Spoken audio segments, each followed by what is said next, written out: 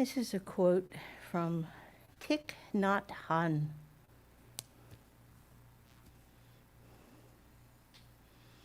Thich Nhat Hanh. I think God is on earth, inside everything, inside every living being. What we call the divine is none other than the energy of awakening, of peace, of understanding, and of love, which is to be found not only in every human being, but in every species on earth. As we go into meditation, I invite you to contemplate the divine in you, in all, in everything.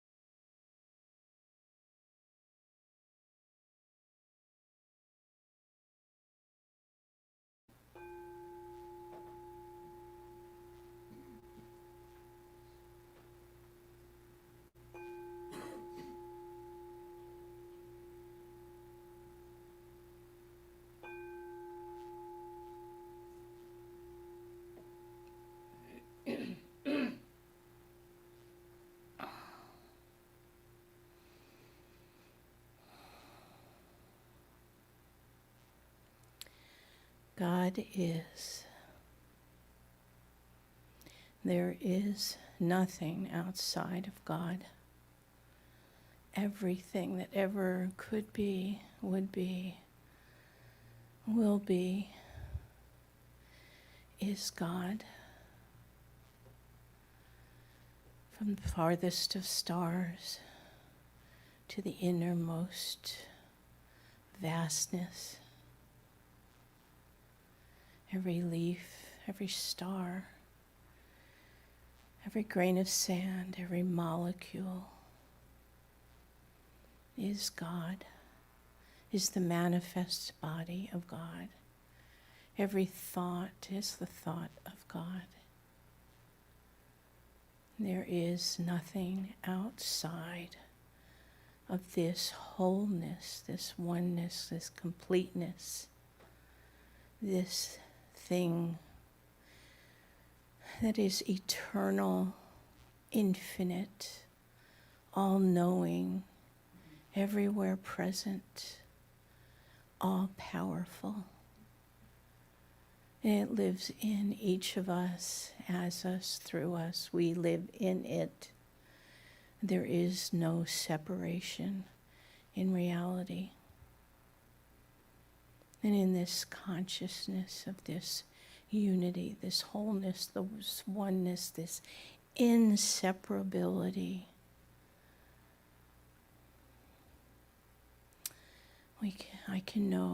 I know for all as I know for myself, because there is no separation in the one heart, the one mind, the one love, the one perfection, abundance and beauty and perfection of God.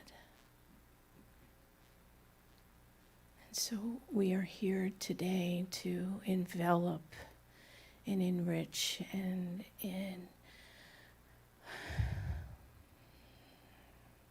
absorb, and to let this substance flow through us and as us. I give great thanks that Reverend Suzette is divinely inspired from the divine, from within, from all of the universe, that we have these incredible music to inspire and people to support and the fellowship, and we know that we are connected to all that is, the furry, the fuzzy, the scaly, and the grains of sand and the leaves, the everything. It's all good, and I say, thank you, Mother, Father, God. We speak these words into the law, knowing that it is true before they are spoken, because it can be nothing else. And I say, thank you, God. And so it is.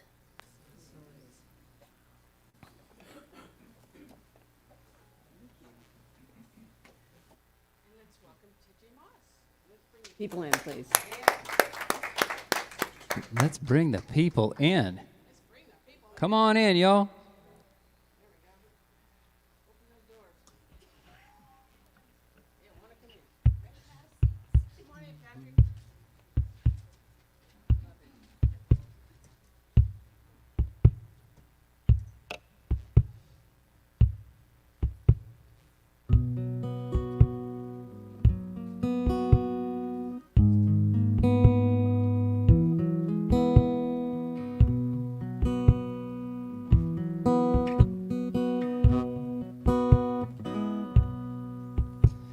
So I wrote this song. It's called Mother Ocean. You know, I was looking out at the horizon. I was in a sort of a dark night of the soul at the time. And I started singing this chorus. I didn't know where it came from. You know where it came from. But at the time, I was wondering where it was coming from. And I soon figured out that Mother Nature had some surprises in store for me, because as I sang this song out to the ocean itself. 2 dolphins came up and they cruised by and they just listened to the show. And I was singing to them and they were doing their dolphin thing. They just hung out for like 10 minutes. And I really felt like I was part of something, you know, bigger than myself. And this song was responsible for a great deal of healing in my life. So I share it in hopes that you can receive something as well.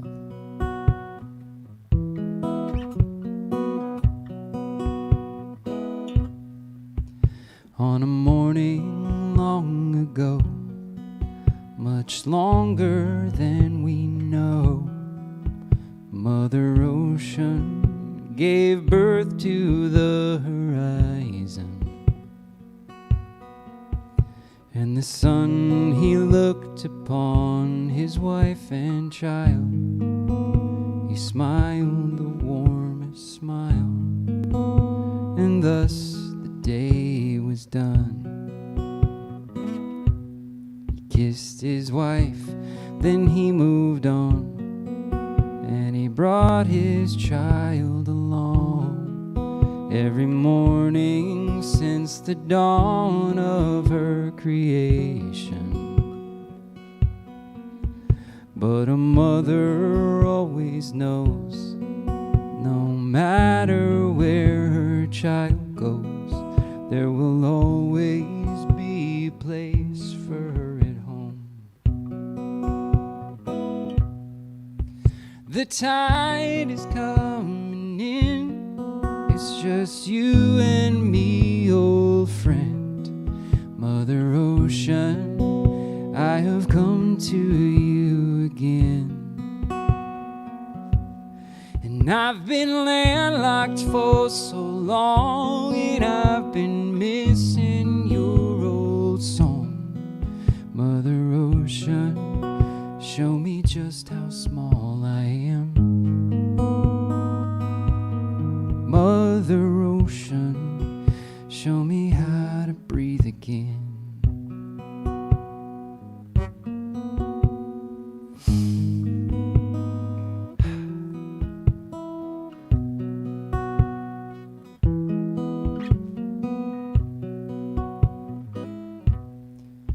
So Horizon had her eyes on someone good, someone whom she understood, and she left her daddy's side.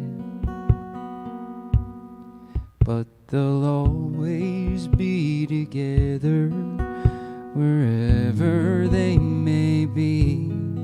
After all, they'll always be family. Yeah. The tide is coming in, it's just you and me, old friend. Mother Ocean, I have come to you again. I've been landlocked for so long, and I've been missing your old song. Mother Ocean, show me just how small I am. Mother Ocean, show me how to sing again.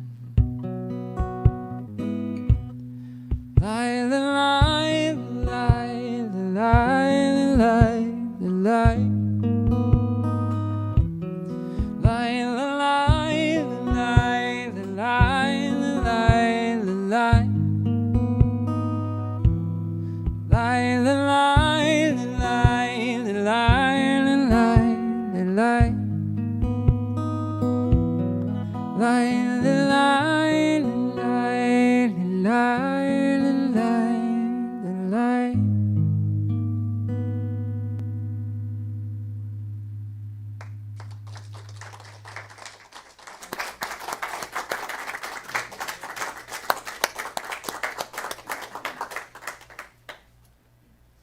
I could feel the healing happening in that song. Wow. Good morning. So good to see all your faces and see you found us, Patrick. That's great. And who do we have here? Morris. Hi, Morris. That's right. Patrick called me this morning. He said he wanted to bring his pup, and I said, sure. Anyway, there we go. We honor all. He'll like my talk today, actually. Good morning, everybody online. Good to see you. Yay. I love you guys. So, talk today. Talk today. I didn't want to scare you off when I sent the newsletter out, so I just said living everyday wonder, all of it. But here's really what it is. The furry, the fuzzy, the slimy, the scaly, and everyone else. I know it was a long title. I'm like, how am I going to, that's just not going to fly with everybody. So, this is a different kind of talk. I'm just going to preface it because we don't normally talk about our fuzzy, slimy, scaly, and everyone else furry friends. Feathery. Huh? Feathery. Feathery. What did I mean? You miss feathery, yes. No. Everyone else, right? Yeah. Everyone else. That's a feathery. We'll talk about the feathery today, though. And so, so it's a different kind of talk. And in one way, I'm kind of glad we're talking about this because it's something we don't talk about. Kind of like we don't talk about money, right? We don't talk about finances, but we're doing it here. So, anybody figure out what that was? And if you do know, I know there's a couple people that do. Don't say it. It's on the bottom. Oh, it says what it is. Well, look at that. Yeah, so now you know. We don't have those in our backyard, thank goodness. No, we don't. But it's not an armadillo. No. They do get confused. It's a Chinese pangolin. And the interesting thing about this young man, woman, whatever it might be, is that it was blamed initially for the pandemic. And so it got some really bad press.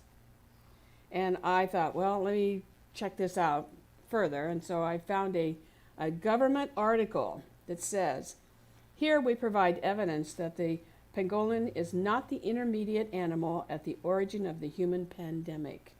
It may have been infected by the virus, as is one of the most trafficked animal on earth. Thus, humans should not touch them. And the next picture is a baby. Oh my gosh. Isn't that something? But it's one of the number one animal that is trafficked in the world.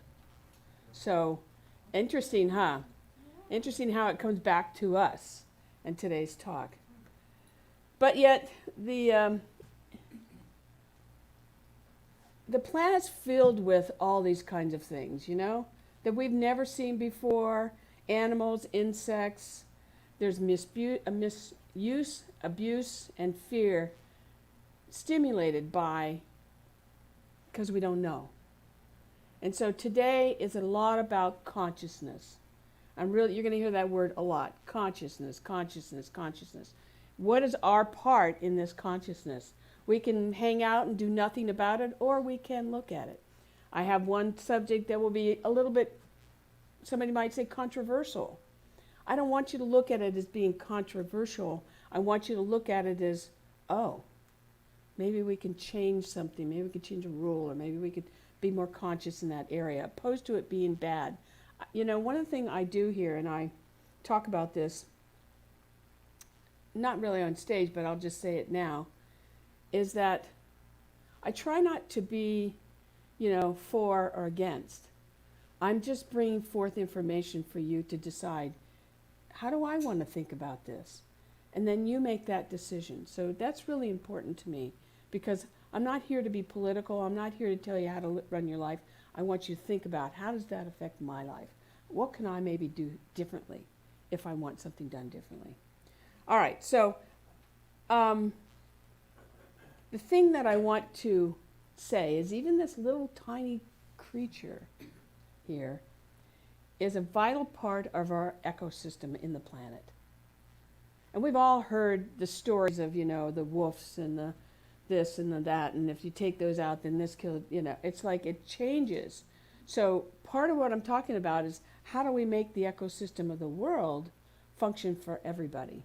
not just for that particular system. The thing is there's so much we don't know, and there's so much we do know, and now it's like, how do we work with that? How do we offer this? So I'm going to ask you to think about this a little bit on a personal scale, and that is in your own personal lives, and I know many of your lives. What are the animals and creatures and stuff that are in your own life? Just think about that. I'm going to give you some stories later on. But even Jody gave me one this morning. I didn't know the name of what's it called? Keats, Keats. baby guinea fowl. Baby guinea fowl. hadn't heard that before. But think about what's in your environment. Because I would call it quite an amazing animal kingdom. In fact, when I was putting this together, I was thinking, what's in my neighborhood? Who's in my neighborhood?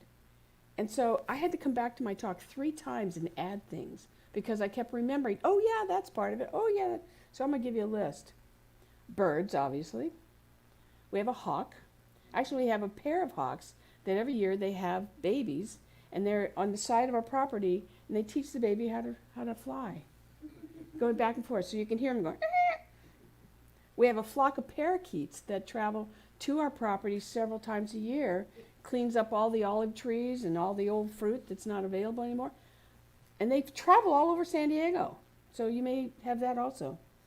Obviously crows. Right now the crows and the hawks are having a little fun because crows are having babies and hawks are wanting to have them for lunch. Butterflies. We do have our own butterflies, but we've been growing butterflies, the monarchs this year. Peacocks. We used to have a peacock in another property next door. So we wake up to this hawking by the peacock. We have a cat in our property actually that can't see. That's an interesting one because when it was a baby, we looked at her and we went, I don't know if she's going to make it, but I'll tell you, she is really in it. She is in it. She goes all over the property. I'll talk about her later. We have old dog, young dogs, puppies, cats, chickens, lizards. Lizards. My cat loves the lizards to play with them. We have gophers. I'm trying to teach her how to be a gopher hunter instead. Squirrels, owls, rats, snakes, and coyotes. That's just in my kingdom. What's in your kingdom? You know what I mean? It's out there, but do we pay attention to that? Or how many of you live in the city? Okay. Do you notice there's animals in the city? There's rabbits all over down. Rabbits, there you go. I have rabbits. That I gotta A lot have of that. cottontails eating the lawn down there by the trolley tracks. Yep. seriously. So we got rabbits. And mice. And There's mice, They live mice. down by the tracks. Yep. Squirrels. Yes. Squirrels. Squirrels all over Balboa Park. And adorable bugs. That's coming up next. Lizards, snakes, No, snakes. I have a whole menagerie and I don't have a single pet. Okay.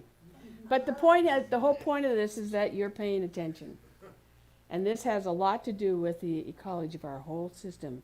Whether you're in the city, whether you're in the country, emus. I used to have 2 emus in my front yard. Not anymore. So Ernest Holmes says this. Please forward for me. He says, you live because life lives in you. You move because universal energy flows through you.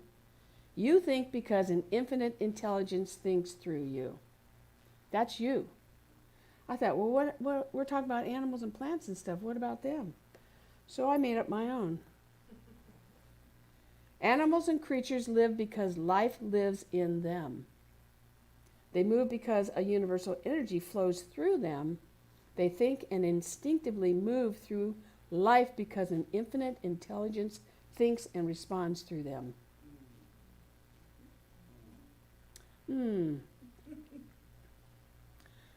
It's that same energy that flows through us is flowing through our animals. Through not just our animals, but the animals in the whole world, the universe. And we need to think about that because we are influencing that. We, as humans, are influencing that also.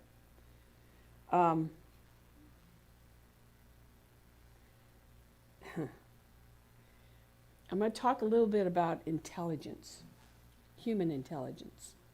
But, you know, at some point in, hear an echo here. For many centuries, we believed that humans were the only intelligence in the universe. I hear a laugh there. I like that. However, over time, humankind has learned that the creatures possess different levels of intelligence, which may. I think about when I say this, I think about my cat. Who has a cat? And I wonder who's more intelligent, the cat or me? Because the cat walks in, I go to the refrigerator, I get the food out, and I feed her, and I pick her up and give her the food. She's got me trained. So I often think about that. The point being here is that the animals, the plants, we all share what we call DNA. We're all, there's some part of it that's a part of us. And so since we share this, it's important to realize that we're all connected at some level. Even that little tiny creature that we saw in the person's hands, who wasn't supposed to be holding it, right? So today we're going to talk about our beliefs around this, our biases, and try and hopefully bring all that together so we realize our oneness with all of it. So I did a paraphrase of Ernest Holmes, and it says, "Nothing is more apparent than a human as they now appear is the result of evolution. But in order to evolve, one has to have a principle from which to unfold. Since humans are intelligent, they must have evolved from intelligent cause." Today I want us to move into a new evolution of consciousness. And maybe you've heard this before, maybe I'm just talking to the choir here, but I think that we have to remind ourselves that we have to do this. So I'm going to talk about three things. One is, we are, or are we, the superior species and the effects of that. Two, we are responsible for the elimination of some species in our population. And number three is, what can we do personally? What can we do personally in our own lives? Because you can take this big subject like this and go, well, that's so big, I can't do anything about it. But we can. There are certain things that we can do. And I want us to explore that. All right, so how many here believe we're the most intelligent life form on the planet because we can think, do, reason, write, and respond to life? Oh, okay. Got a couple of you, 3 of you, okay. Okay, but is it true? It's something to think about. And I'll say this later, but I'll say it again now, and that is I'm not going to give you the answer. If I give you the answer, then you're going to think, well, I'm pushing that on you. I don't want to push it on you. I want you to think about it. There are 2 books by 2 environmentalists. One is called Confessions of an Eco Warrior, and the other one is Green Rage. And they say that their premises is that we have what we call human supremacy. All right? And that's the underlying reason for humanity's seeming need to dominate and develop the earth. Now, I think it's just evolution. You know, I mean, we can get into all that kind of stuff, but part of the issue with us thinking that we're the only ones is that we are systematically not involving the rest of the world. I mean, we're all familiar with the Amazon, right? And that's an eco-environment of itself, which is sometimes being destroyed. But humans going in there don't survive if they're just left there with nothing else, right? So they have their own system. They have their own way of living, just like us living in the city. You have your own way of living in the city, which is different than the way we live in the country, right? In the country, we don't like our neighbors. No, I'm just kidding. It is very territorial. I mean, I've lived in places where it's very territorial. So you have to think about this from a holistic point of view, not just here's where I'm at.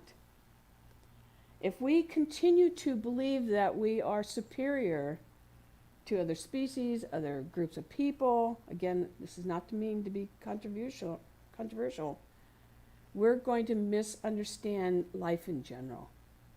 We need to know, just even on the outer surface, that we're all connected. And maybe we think differently, maybe we act differently, maybe we respect differently, but we're all connected. And as spiritual beings, we have to see God in everything, in the animal, in the person that's, homeless, in our families. Anybody have any family dynamics going on? You know what I mean? We have to see it all. Even though it's kind of hard to take in sometimes, we have to see it all. So now I'm going to talk about something that's a little controversial. And what I first want to say is we have evolved.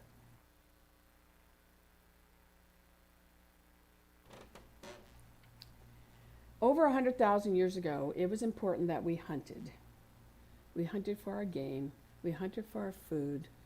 We had to go out to survive. And yet, over the years, this belief in hunting has changed. It's evolved. I was looking this up, and statistically, only 5% of the population actually hunts, gaming hunts, for trophy. And yet, some of our parks and some of our forests and national parks still allow it to go on. Although I do want to say I believe that there's some consciousness behind now the kills. And I hate to even say that. But I was looking at this deeper and I thought, 5%, okay. Well, 2 weeks ago I talked about how many people were on the world, in the whole world. There's 8 billion people in the world. Statistically, it is 5% of 8 billion is 400 million people still believe in hunting for other reasons. So we have to think about this, because one of the things that's happening, and I know most of us are aware of it, is that we are at risk of extinction. Now, in my readings, one of the things I found out was that there are new breeds of animals being born all the time. Creatures are morphing into different things. How many people saw the ad, and there was an ad, but a picture in the news about the largest moth was discovered in Washington? I mean, that thing was huge. And I thought, oh God, if I saw that, it'd scare me to death. But here's something that was from another country that actually made it over to our side. I don't know what they're going to do with that. They were looking to see if there was like a farm or a breeding ground in the United States for it. And I don't know if it's dangerous or not. That's not the point. But as I looked at this, I thought about our species, and I thought about, well, what does that really mean, So I thought, well, let me just give the last 50 years. What are the last 50 years of our involvement with our species? Take a look. In the last 50 years, a total of 900 species have died. And here's all the breakdown. I don't need to go through that. Again, my talk is about education. It's about us just becoming more aware. What can we do? And I'll move on to that in a minute. I can't talk about the whys or the hows or what. It's just about our consciousness. I keep saying that. Consciousness. Because there's legislation that maybe we could be involved with if we wanted to. There are groups that we could be a part of that we could, this is something that really touches you. And in fact, on your chair or in front of you, there was a little sheet that says, here are things that I could do. Again, I just want you to be aware, because think about it this way. 2 weeks ago I said we have 3 million, that was just a guess, of CSL people are hearing a talk something like this today. So 300 million people, or 3 million people, and they know 10 people, and now we're up to how many? 300? that's the kind of effect that we can have, but it takes the consciousness of realizing we're one with something greater. So I thought, well, let me go a little further, because as I'm feeling this, as I'm reading this, as I'm writing the words, as I'm expressing myself, I'm thinking, what about my lifetime? I won't tell you how old I am. Y'all know. But what about my lifetime? Think about your lifetime. What's going away? Well, I got a little chart. Gorillas are critically endangered. They're Western. Eastern is endangered. A gorilla. We grew up with a gorilla. Tarzan. You follow me? Hippos. Camels. Now, some of these are specific kinds, so I'm not going to get into that. Giraffes. I didn't know that. Elephants. Elephants. Rhinos. We know about that one. Hogs and pigs. That's our food chain in some places. Zebra and horses. African wild zebras are critically endangered, and Greaves zebras are endangered. Now, they may not be here, but they do come from other places, and we breed them up here in the U.S. Some of the deer and buffalo and bison. These are things that we already know about. These are things that affect us. So, again, education, a different kind of talk, but an important one. The last part of this, my talk, is about what can we do today. So, Anatole France says this. He says, until one has loved an animal, a part of one's soul remains unawakened. I really believe that too. And if you've not had an animal and you want to have the experience, come over to my house. I got lots of them here. You know, I'm a sap for my dogs and my cats, because they bring so much joy to me. And the only thing I wish I had power to do was what I call give them more lifetime. Because they are so special. You know, they don't talk back to me. Well, sometimes. Well, but when I'm hurting, they're there. They're there, they feel me, they take the tears away from me. They're an important part of our family. And I can remember in my early 20s, I didn't think that way. I didn't think of them as being that.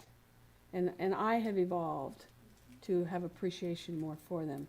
In fact, I can remember when I was in my worst time of my life, there was a cat that somebody says, oh, it's a feral cat, but he's not doing well. Can I bring him to your house? And I thought, okay. So I brought him to my house, and he was not in very good shape.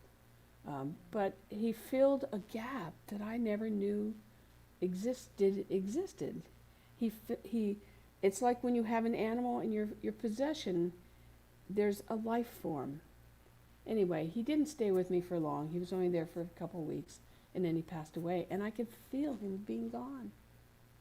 So even though I know, Carl, you live in the city, I know you're a bird guy. He loves birds. He feeds the birds. He takes pictures of them. It's part of your DNA. Yeah. Yeah. So I've got a lot of animal friends in the city. I really do. there you do. So he's paying attention, and that's what I want you to do, is to pay attention. I have some examples of things that we can do, or things that I know I have done, and I have a couple little stories. One of the things that I do is I have, actually it's my renter who has to work late, has a little girl, doesn't always get home in time. Anyway, she has a black cat. Well, a black cat you can't see at night, except a coyote can. So when she doesn't come home, I will go out in the back and I will open up I'll say, I always look, Kenny, his name's Kenny. Go, Kenny, you want to go in? He goes, yeah. So I open the gate and let him in the house. Those are just conscious moves. That's what I'm asking you to think about. The blind cat that lives on our property. It's so much fun because I have 2 dogs that like to explore. And one of them in the beginning was totally afraid of cats. But now she's become the best friend of this blind cat.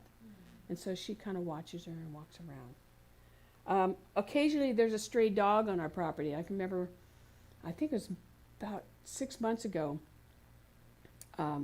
we had a pit bull. I mean, a big pit bull come running down our street. And I thought, oh my God, here's a big dog. Well, this dog was so happy to see me because he was lost. And he just was like jumping. You know how a dog can jump and turn and do all those funny moves? That's what he was doing around me. And I thought, oh, okay, he's a nice dog. So I just went up to him, and we were like buddies. Then all of a sudden, his parents come down the road. Oh, there he is, you know. You know, we have the stories of the pit being a bad dog. Well, you really got to look at the whole picture here. I recently heard a story about a person who saved a bug from drowning. Interesting enough, I have some friends that we played hooky, I don't know, last month. It was really hot, and went to a friend's house that has a pool. And they have these scoopers in their pool to save the bees. You know, it's a conscious move again. I know some of you feed birds or you feed strays. Anybody do that one lately? Yeah. I want you to know that they say thank you. They do say thank you, especially rescues say thank you a lot. I know that many of you donate to worthy causes. Ohm donates to worthy causes. I'm probably going to pick up another one that I just found.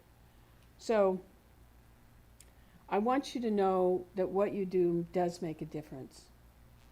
As small or as big as it is, you know.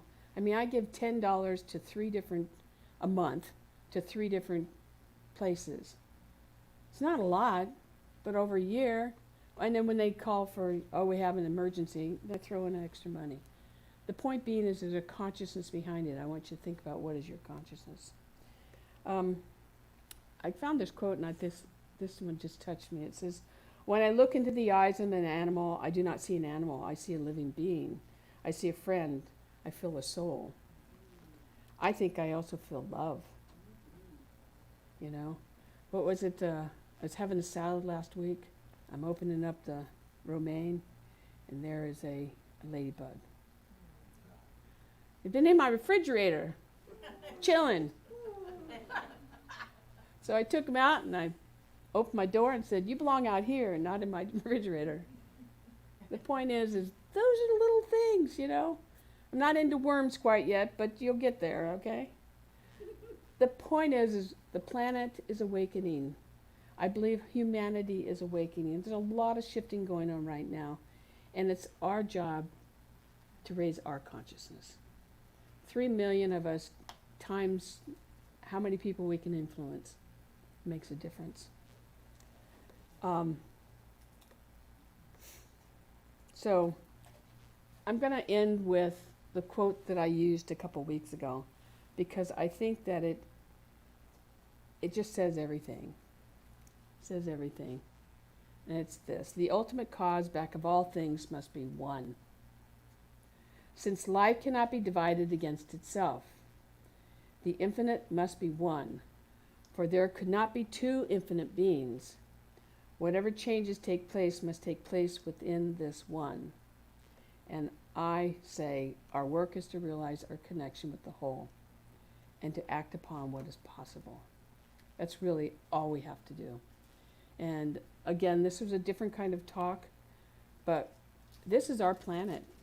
I think about how long I'm going to be here, and I hope another 30 years. I got work to do. But will we have an earth to work with? Now's the time, not 30 years from now. We need to do it now. And this whole month has been about nature, whether it's nature of your beingness, your connection, the environment, our animals today. We have to believe that God is everything. It's all there is, everywhere, ever present in every living being, plus the rocks. That's our earth. So let's move into prayer. And so I give great thanks for this day, knowing that we are connected at a very cellular level. That Spirit is and will always be moving through each and every person, every animal, every plant, every piece of the earth, as Jody said, the sands. It is here now. It is our consciousness that raises the level of consciousness in the world. And so I bless each person that has come here just to be reminded of the truth of who we are, the truth of our power, the truth of our willingness to go out into the world and do good things, and our willingness to simply just save a bee or save a bug from drowning. Those are simple, but they are good and they are profound. And so I give thanks for the consciousness in this room, the consciousness that we extend into our friends and family, and for all that we do, because I know it is good. I release these words knowing that Spirit has just said yes, and let it be, and so it is. Amen. Yay, let's bring back TJ.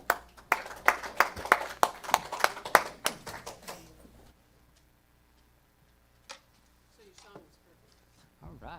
Yeah, I was talking to dolphins, and they were talking back. I think maybe the dolphins are the most intelligent creatures on Earth.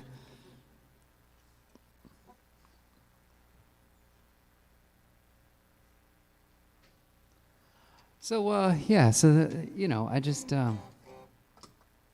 this next song's called Sycamore Road, and it just it took me. So I went from the ocean into the woods on this next one. So we'll take it back into the forest where all those other critters and scaly things live.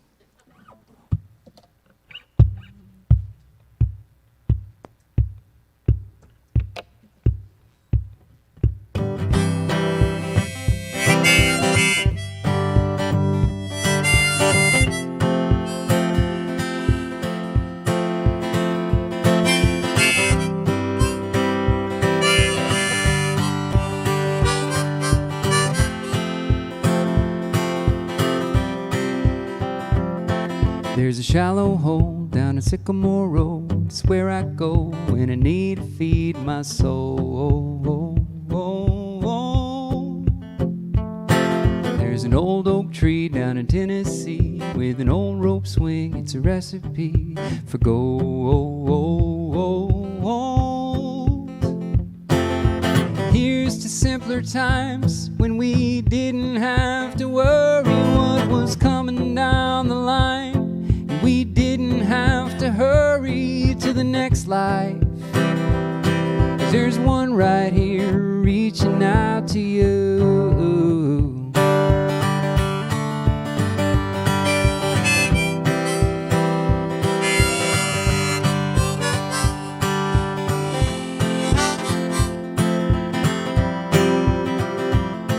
There's a beach where the sand's as black as coal. There's rocks that talk and your feet can feel their soul. There's a path that leads to the other side, a dream too good to be denied. So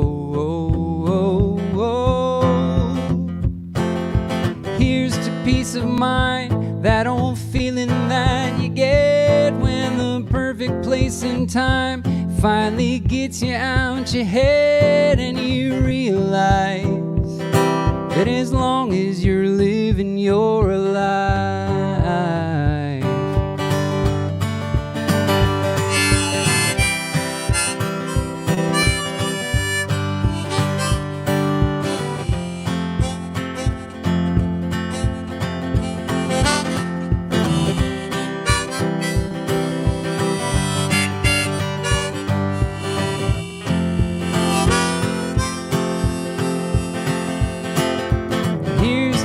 Of mind, that old feeling that you get when the perfect place and time finally gets you out your head and you realize that as long as you're living, you're alive.